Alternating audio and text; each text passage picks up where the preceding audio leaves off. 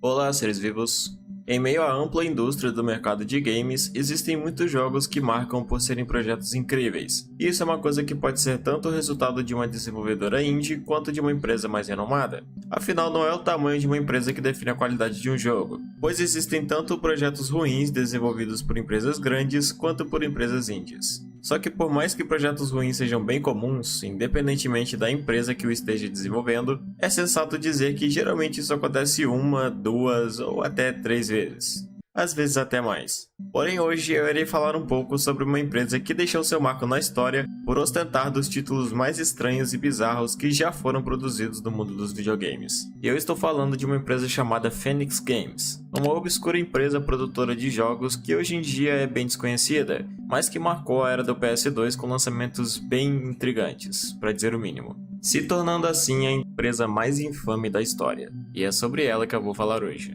Então, sem demorar muito, pega um café e vamos pro vídeo porque a história é longa.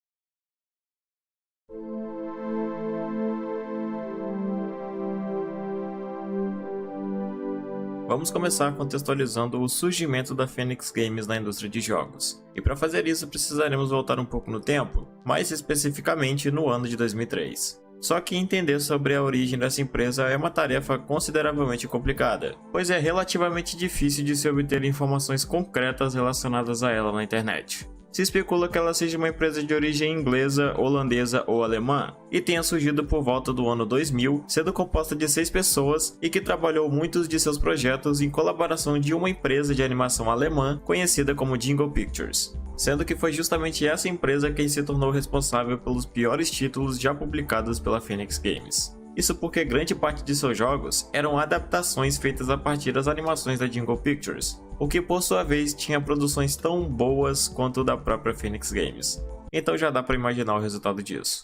Mas sabe-se que seu primeiro jogo publicado foi um jogo chamado Shoot, lançado para o console do PlayStation 1 no ano de 2003, que seria um jogo de tiro, como o próprio nome sugere, e que tem sua gameplay dividida em 7 minigames, mas na verdade eles são apenas repaginações de um mesmo conceito de gameplay. Então basicamente é tudo a mesma coisa.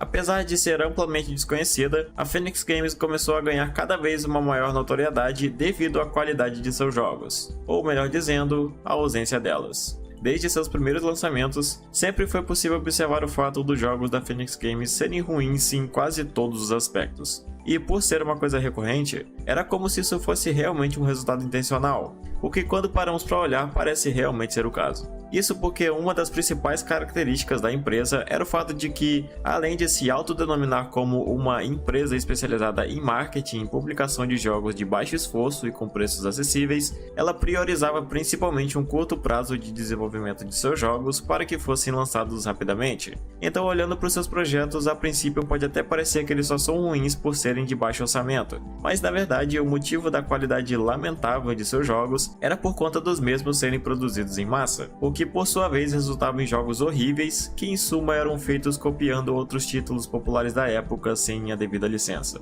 Isso fazia com que geralmente seus jogos fossem os mais escolhidos pelos pais que buscavam uma alternativa mais barata com relação aos jogos do mercado. Daquele mesmo jeito que provavelmente você na sua infância pediu um PlayStation para sua mãe e ela acabou lhe trazendo um impressionante Polystation da feirinha como resposta. Então, apesar da reputação infame da Phoenix Games ser muito mais conhecida na gringa, é bem provável que seus jogos também tenham sido amplamente comercializados aqui no Brasil. Então é possível que você já tenha tido um deles em algum momento. Um dos primeiros jogos publicados pela empresa foi um jogo chamado Dalmatians 2, um jogo baseado em uma animação da Jingle Pictures que foi lançada no ano 2000. E sim, o jogo é o 2, apesar de nunca ter existido o 1. O jogo foi lançado para 3 consoles, mas uma coisa bizarra sobre ele é que em cada console que ele foi lançado é como se ele fosse uma sequência ou um jogo diferente. Por exemplo, no PlayStation 1 ele foi lançado como Dalmatians 2, enquanto no PlayStation 2 ele foi lançado como Dalmatians 3 e no console do Wii e Nintendo DS ele foi lançado como Dalmatians 4. O motivo disso? Eu não tenho a menor ideia. Aliás, a versão lançada do Wii e DS é tão obscura que é praticamente um material perdido hoje, sendo que é praticamente impossível de encontrar qualquer coisa sobre esse jogo em qualquer lugar. E não tem muito o que falar sobre esse jogo além do fato de ser terrível em todos os sentidos, tanto na parte da animação, que é muito mal feita, quanto na parte do áudio, que proporciona uma dublagem no mínimo trágica. Stop! Give that back immediately! Huh? Thieves! Stop the thieves! Is there something not in order? These dogs here wanted to steal my gingerbread hearts! E principalmente da gameplay, se é que podemos chamar assim. Pois o jogo, na verdade, consiste em uma coletânea de minigames simples baseados em cenas e trechos do filme, como quebra-cabeças, imagens de colorir e etc. Então com isso já deu pra perceber que esse jogo era bem ruim mesmo. Só que apesar disso, esse é apenas um dos lançamentos da Phoenix Games. Como eu havia dito, uma das principais estratégias, tanto por parte da Phoenix Games quanto da Jingle Pictures, consistia em produzir jogos que se baseavam em filmes famosos para lucrar em cima deles com produções de baixa qualidade sem a necessidade de obter uma licença para isso. Como é de se imaginar, isso geralmente causa muitos problemas com as empresas detentoras dos direitos autorais, mas curiosamente isso não impediu que a empresa continuasse publicando seus títulos até o ano de 2010. Isso porque esse tipo de prática é muito mais comum do que parece, pois consiste em um modelo de produção conhecido como mockbuster, um modelo muito utilizado no mercado do entretenimento que consiste em criar uma mídia se baseando em um título específico de sucesso para surfar no seu hype de lançamento e assim ganhar algum dinheiro com isso. O que é exatamente o caso de Dalmatians 2, que, como você deve ter percebido, é uma cópia descarada do filme 101 Dálmatas. E durante todos esses anos em que teve na indústria, a Phoenix Games foi responsável por trazer os títulos mais bizarros e até mesmo engraçados de todos os tempos, o que, entre outras coisas, envolviam as cópias mais horríveis que um ser humano já viu. Existem muitos exemplos que podemos citar de jogos desse tipo, afinal, como eu disse, essa estratégia era muito comum entre os jogos da Phoenix Games. Como por exemplo o jogo Animal Soccer World, um jogo que se destaca por sua qualidade precária de animação, condizendo com outros títulos da empresa, além de ter uma dublagem terrível, que é puxada para um inglês muito mal falado. E aliás, muitas vezes parece até que a dublagem completa do jogo foi feita só por 2 pessoas. O que sinceramente é bem possível. Nele fica evidente que a maior parte do elenco dos personagens que compõem o filme, se não todos, são claras cópias de personagens de franquias famosas. E muito por conta disso e mais algumas outras coisas, que ele é tido como um dos títulos mais infames já lançados pela empresa. Só que entre esses jogos, existe um que parece até mesmo ser um tipo de piada. E esse jogo é chamado Branca de Neve e os 7 Garotos Espertos. Pois é, o nome do jogo é exatamente isso que você ouviu. E sinceramente não é muito difícil deduzir que esse jogo é horroroso em todos os sentidos, pois isso fica claro apenas quando olhamos para a capa do jogo, que já consegue passar essa imagem com muita perfeição. Aliás, uma coisa muito importante de notar nessa capa, que você até talvez tenha notado, é que o jogo é uma clara cópia da história da Branca de Neve e os 7 Anões. Porém, contudo, absolutamente nada do que é mostrado na capa condiz com o material do jogo em si. Nenhum dos personagens que aparecem nessa capa tem sequer a mínima semelhança com os personagens da história. Então, nesse sentido, o jogo consegue ser tão ruim ao ponto de falhar até mesmo na própria capa. Além disso, assim como outros jogos, o jogo em si não é nada mais do que um curta em que o jogador assiste e logo depois é levado a alguns minigames de colorir e montar quebra-cabeças. Então é até mesmo difícil de chamar isso de um jogo. Só que a parte mais engraçada é que, assim como o Dalmatians 2, esse jogo também foi lançado para mais de um console. E o que prova a infâmia da Phoenix Games é que, da mesma forma que foi feita antes, ele foi lançado para o Wii, só que com outro título e com outra capa, como se fosse um jogo completamente diferente. Então, com tudo isso, é possível perceber que esses feitos dessa empresa eram uma coisa realmente intencional, e não só um produto amador.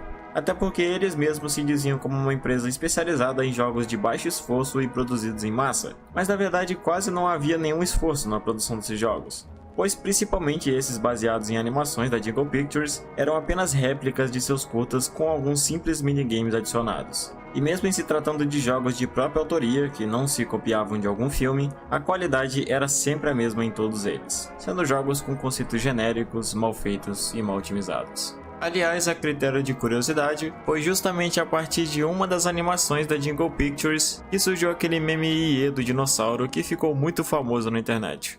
As controvérsias por parte da Phoenix Games são notáveis quando olhamos para o fato de que seus jogos não eram ruins porque eram de baixa qualidade. Eles eram ruins porque queriam ser ruins. O próprio jogo que eu falei antes da Branca de Neve é uma prova disso. uma vez que consegue ser ruim logo na capa do jogo, não por ser mal feita, mas por não ter absolutamente nada a ver com o jogo. E por falar em capas, é interessante fazer um passeio observando os títulos publicados pela empresa durante o tempo em que teve no mercado e observar como isso era um padrão que podia ser observado precisamente em todos os seus jogos. E é muito por conta disso que a Phoenix Games é amplamente associada como detentora das piores artes de capas de jogos de todos os tempos. Inclusive foi a partir de uma das capas da Phoenix Games que se originou um dos casos mais bizarros de Lost Medias em jogos, sendo ela envolvendo o suposto lançamento da empresa de um jogo chamado Pest para o console do PS2. Eu já até cheguei a comentar sobre esse caso em um vídeo do meu canal sobre lendas bizarras que eu recomendo que assista. Esse suposto jogo foi na verdade um projeto da Phoenix Games que nunca foi além do estágio de conceito, mas que apesar disso, a qualidade precária da capa do jogo, que já denota ter sido idealizado como uma clara cópia de Pac-Man, nem mesmo foi idealizada pela Phoenix Games, mas sim roubada de uma competição de Ray Tracing realizada anos antes da empresa existir. Isso, por sua vez, reforça mais uma vez a natureza controversa da Phoenix Games e seus projetos, mostrando como a reputação terrível que ela construiu no decorrer de sua história foi uma coisa completamente coerente. Mesmo sendo uma empresa controversa, é fato que ela acabou deixando um marco na indústria por conta de seus inúmeros lançamentos. Se especula que a Phoenix Games tenha sido responsável por pelo menos 99 jogos publicados apenas no console do PS2, e obviamente todos eles com o mesmo padrão de qualidade que fez ela ser odiada por todos. O que fica mais ainda impressionante é saber que, mesmo com sua reputação deplorável, a empresa ainda teve coragem de fazer sua participação na E3 dos anos de 2004, 2005 e 2006, o que certamente é uma das coisas mais inacreditáveis quando levamos em conta o que ela representava na indústria. Porém, apesar de seus feitos e inúmeros lançamentos, ela acabou desaparecendo da indústria a partir do início do ano de 2010, quando então veio a lançar o último jogo conhecido até então, chamado O Leão e o Rei 3 para o console do Nintendo DS. Se acredita que o seu desaparecimento repentino se deve por conta da falta de renda da empresa, que culminou na mesma declarando falência em 3 de agosto de 2010. Até onde se sabe, a Phoenix Games era dividida em Phoenix Games BV, Phoenix Games Limitada e Phoenix Games Asia. Dessas 3 empresas, as 2 foram extintas ou desapareceram, e a última até onde se sabe ainda continua ativa, mas já não tem a mesma presença no mercado de jogos como antes.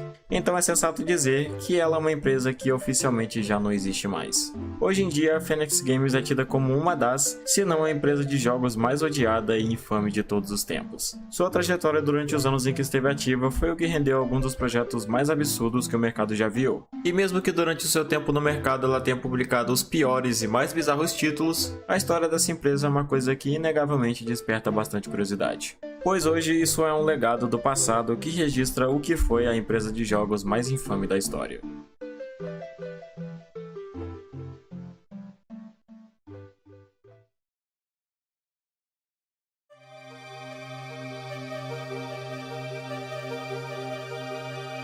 E bem, chegamos ao fim de mais um vídeo. Mesmo que em se tratando de uma empresa infame que foi responsável por lançar alguns dos piores jogos do mundo, eu acho muito interessante se aprofundar nesse tipo de assunto e explorar alguns dos conteúdos que marcaram a indústria de jogos de antigamente. Existe muita coisa bizarra no mundo dos jogos, e certamente a Phoenix Games conseguiu deixar o seu marco por se sobressair nesse quesito em muitos sentidos, o que faz de sua história algo no mínimo curioso. Eu espero que você tenha gostado desse vídeo e tenha tido uma boa experiência com ele, e se for esse o caso eu peço encarecidamente que você deixe o seu gostei e comente o que achou do vídeo, com certeza vai me ajudar demais. E no mais é isso, espero todos vocês no próximo vídeo, até mais.